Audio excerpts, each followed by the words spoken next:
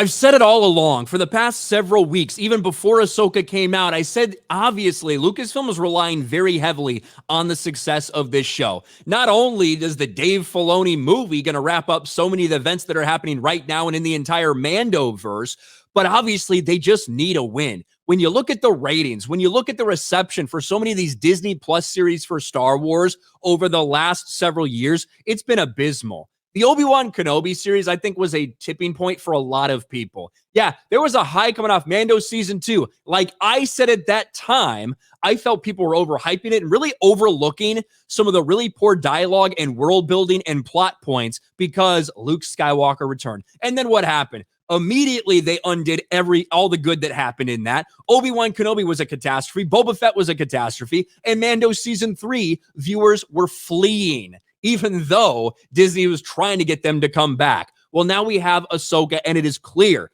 they're pulling out all the stops for Ahsoka. At the end of episode 4, they had the big Twitter moment that they wanted to go viral, which was Anakin Skywalker's return in some way, shape, or form as Ahsoka wakes up in the world between worlds. And now, not only that, but they're actually having a free theater event nationwide. I think 10 theaters all around the country are hosting free screenings of the next episode right before it airs on Disney Plus in an effort to get the word out there.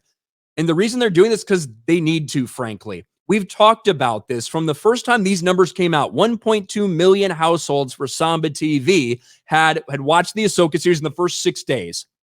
That's comparable to Andor, and 30% off of Mando Season 3. It was a big, big disappointment for them, which is why Disney had to come out and give a bullshit 14 million views over the first week globally number because of how bad this looked for them. And then all the people that wanted to argue and say this isn't real, they started throwing around this chart when it showed from the same source, Samba TV, that Ahsoka was the top viewed thing in streaming in terms of households for that week. Well, there's a good reason for that. One, a lot of this shit, nobody even knows what the fuck it is. And two, all these things for Netflix happen to come out only a few days before this chart was made. Ahsoka got a full week, whereas Who is Aaron Carter only got 3 days of this streaming numbers. Well, that very quickly was turned around because already Ahsoka is falling down the charts now that One Piece is out. Again, One Piece only had a few days of this total date, August 28th through September 3rd. I would imagine One Piece is going to jump it as well. The same chart that they were trying to use to justify that you're wrong about these Samba numbers. This is from Samba TV. And there is no doubt that Disney is desperate right now to get people to watch this. They're offering $1.99 per month for 3 months. And Ahsoka is the main thing they're trying to use to justify people coming to watch Disney Plus. Subscribe to Disney Plus for 3 months for $1.99.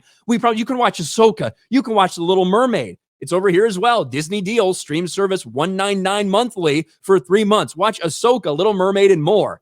And they even had all the big networks promoting this thing. Look here. Each product has been independently selected by our editorial team. We may receive commissions for some links to products on this page. Promotion is subject to availability and realtor terms. Yeah, weird. Wonder if you're getting any benefit from promoting Disney Plus on entertainment online. I wonder.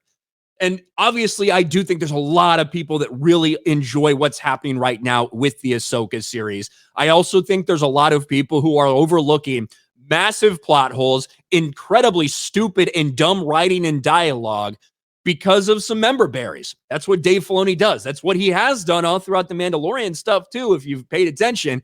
And he's doing it again with Ahsoka. Episode 5 is going to be one that is talked about a lot because it's going to involve the world between worlds, because it's going to be Anakin and Ahsoka, who I don't actually think is Anakin. I think it's either a hallucination or a manifestation of a dark side entity that's trying to trick Ahsoka, one or the other. But anyway, you're going to have them walking through, look at all these member berries. It's literally going to be a member berries episode. And for some Star Wars fans, it's probably all they need, I guess. But I know one thing.